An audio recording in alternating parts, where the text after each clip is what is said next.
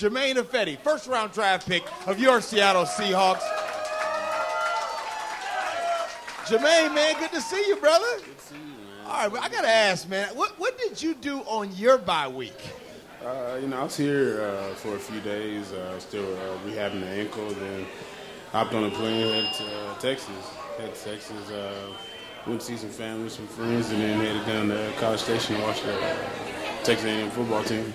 Well, before you headed off to that bye week, you made your NFL debut in New York. Big lights. What was that like for you?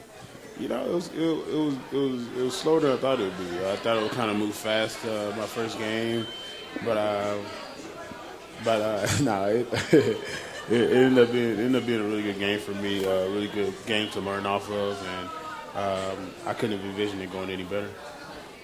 Jermaine, I want to ask you this. I played with a guy that played offensive guard in the NFL, Mark Schlereth. He's on ESPN all the time. Stink. We asked him about moving around, and you've moved around a little bit, from guard to tackle. How difficult is that? It's not too big of an adjustment if you get the repetitions in. If you're getting moved day to day, you can kind of get out of routine. But if you're steady in one spot and you're switching every season or every couple seasons, it's not too hard of an adjustment. You just have to put in a repetition at a time.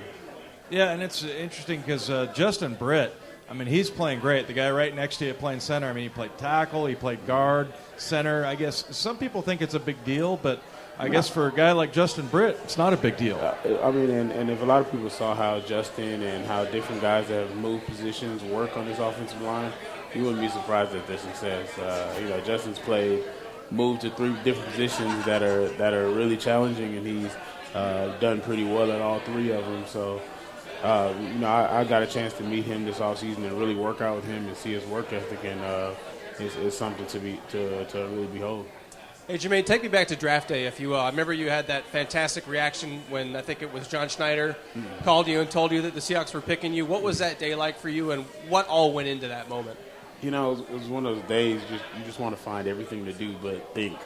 I went and visited some friends and had a couple meetings with some people, and it was still 8 hours before the draft. So, it's one of those days of anticipation, and, I had to sweat it out to the end of the day. I was the last name called, but at that moment, that was raw excitement. That was a lot of relief coming off my back, and, it was just the start of a new chapter, but the heck of a start.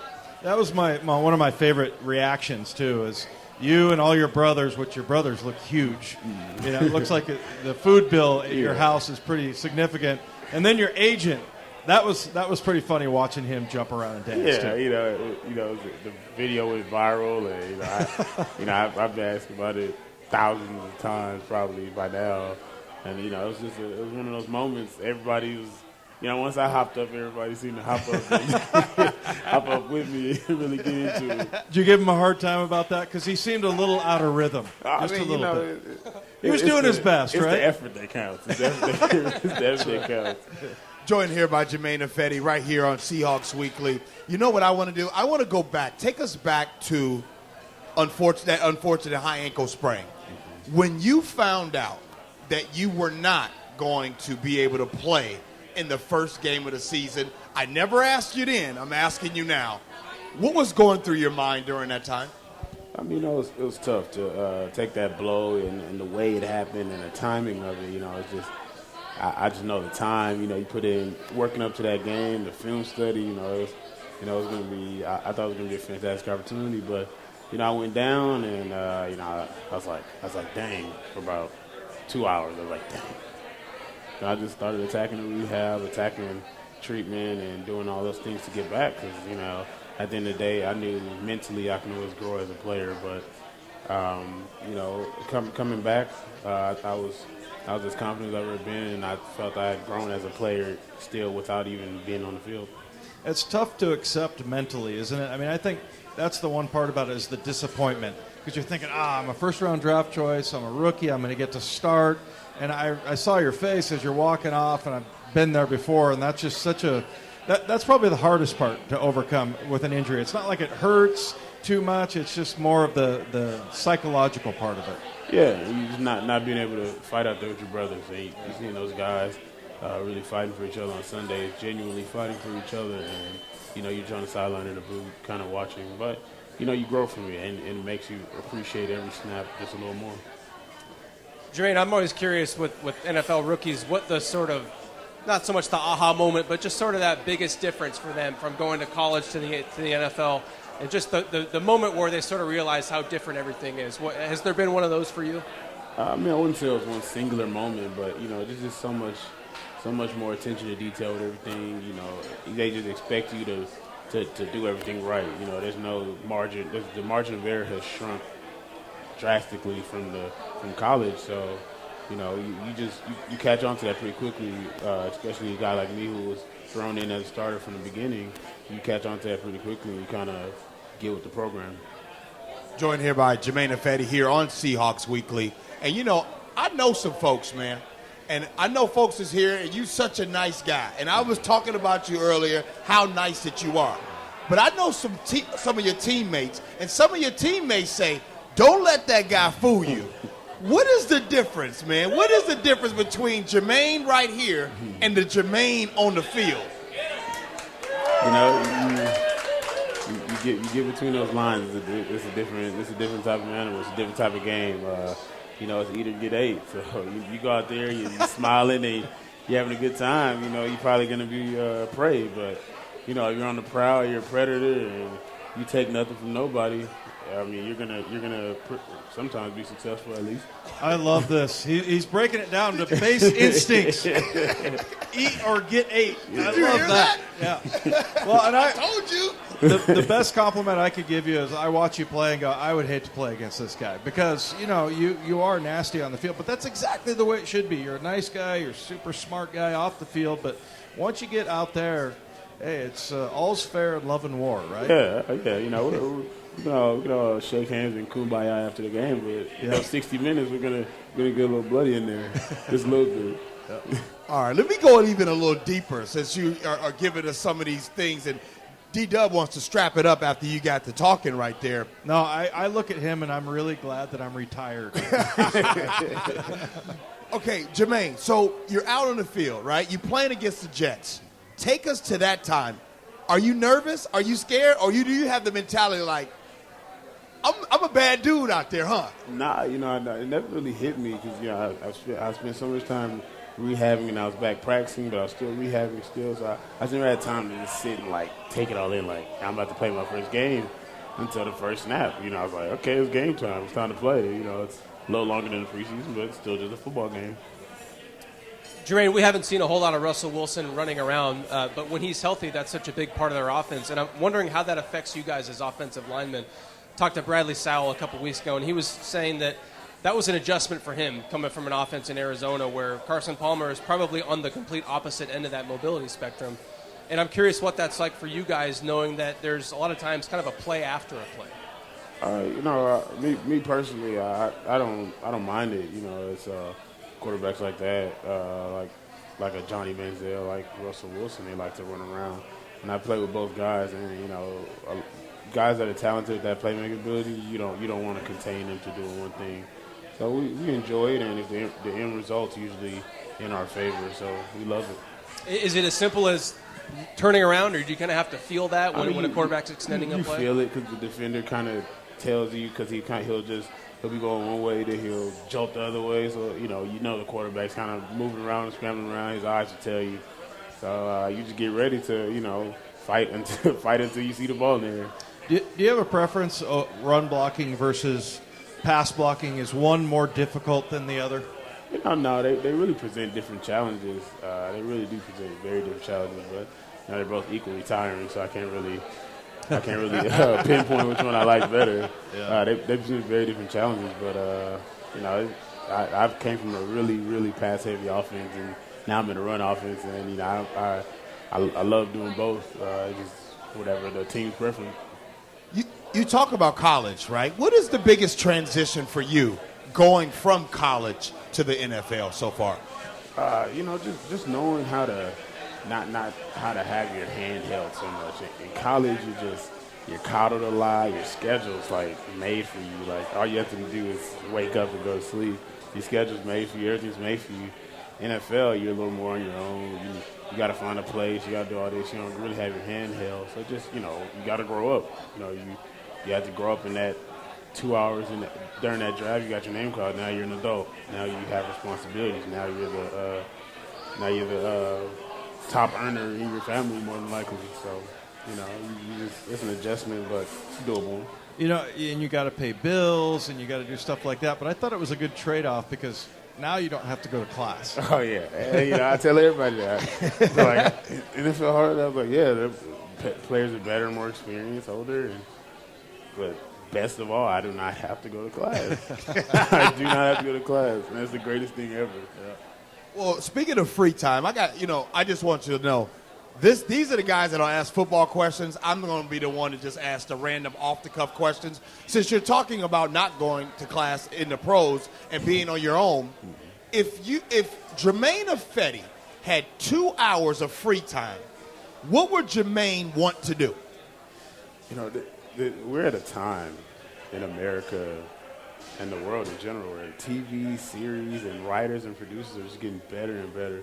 There's a lot of TV series out there right now that are really quality TV and acting that I have to catch up on.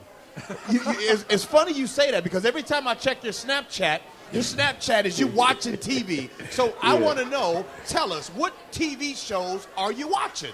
All right, go to ABC's Thursday night schedule, all of those. Go to Fox's Tuesday night schedule, all of those. Go to every Netflix series, all of those. All right, well, okay, so how about, have you seen Breaking Bad?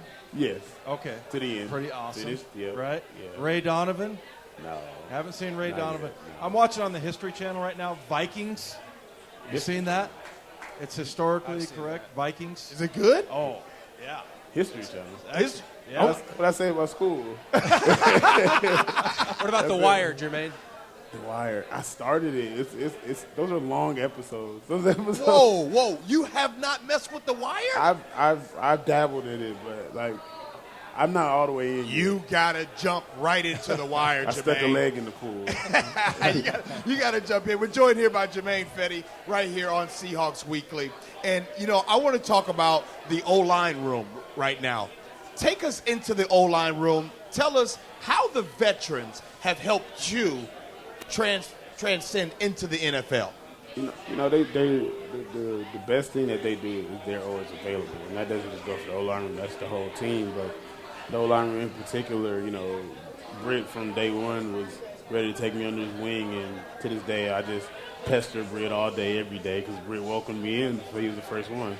And the rest of them, Bradley and Gary and Jamarcus and all of those guys, they've all played a lot of football and a lot of football in this system and in this league. So, they're just guys that I can really lean on.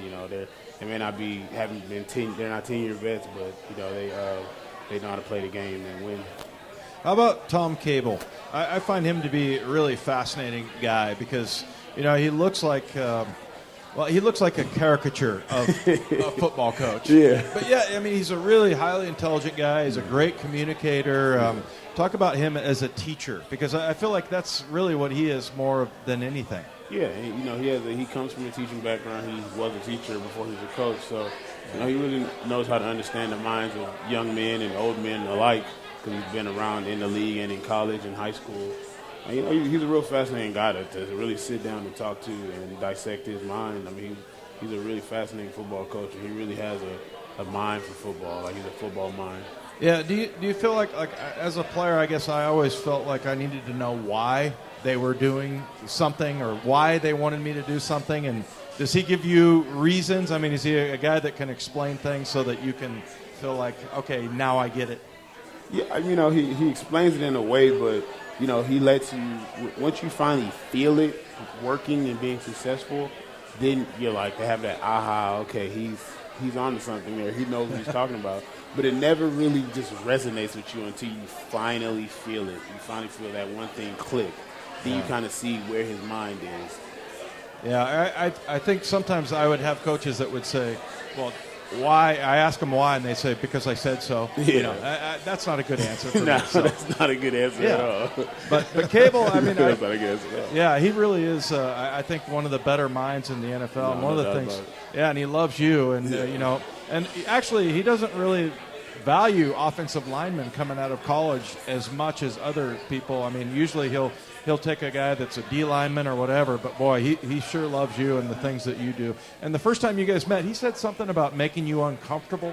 Is that right? You know, he came to my pro day. He was the only head offensive line coach there, so he had first crack at me. He put me through this drill, and squares, a bunch of different things I had to do, and he's like, "I'm going to make you think a little bit. I'm going to put you under pressure, make you think while also exerting, you know, physical activity, all that." And, you know, it was a really challenging drill, but, you know, after he said, "Oh, you know, I really like how your mind is. I really like the way you adjust to things and things like that." So, you know, after that, I had a really good first impression of him, and, you know, we got to talk pretty extensively that day at that pro day. Germain, I know you said earlier that you're glad to not have to go to class anymore, but I read on your Texas A&M bio that you studied construction science there, and it says here in our notes that your dream job, if this is wrong, I take no responsibility for it because it's in our notes. It says your dream job would be to own your own construction company. Is that right? Yeah, and, you know, I did study construction. I had a really good time studying that major, and eventually I will go back and finish that degree. But right now, you know, one day I do want to own my own construction company. It's a really fascinating industry. It kind of fluctuates, but it was a really fascinating industry to get into for me. Is that something you've always been interested in? Yeah, you know, when I was looking for a major out of high school, I just kind of went back to what interested me as a child, as a teenager. You know, construction was fascinating, and I saw a major for it, and, you know, I just kind of looked into it real deeply, and after that, I just went off and did it. Joined here by Germain Ifedi here on Seahawks Weekly. Now, Germain, if I say clear eyes, full heart, what would you finish off with? Clear eyes, full heart, can't lose. You don't like Friday Night Lights? You never saw that show at all? Where were you going with that? I thought you were going somewhere else. No, clear eyes, full hearts, can't lose. Did you ever watch the show Friday Night Lights? I've seen. I've heard. You know who Booby Miles is? Yeah. Oh, I just thought I'd ask you about Yeah. that. But anyways, my question right here is about. I have a random situation question. Here's the deal. What was the last experience for Germain Ifedi that made him a stronger person? Well, we touched on it earlier. The injury. That injury, it couldn't have come at a more inconvenient time for me, and it was one of those things. Actually made me physically stronger because I got in shape and it got my mind stronger. I got my mind right, and you know, it's one of the experiences you learn from. You grow from it. You don't get down and feel sorry for yourself. Nobody else feels sorry for you because they have to play and you're not playing, so they want you on the field. So, you know, I grew from. I really learned how to handle situations and adversity a little better from that. You guys, you and G. Scott went out into Eastern Washington, right? Weren't you guys on a bus tour or something like that? Yeah. What were you guys riding in? First of all, it wasn't a school bus, was it? You know, it was one of those nice buses, you know, still with no leg room, but it was a nice bus. I suppose that's the case for you most of the time, though. Yeah. There's no leg room.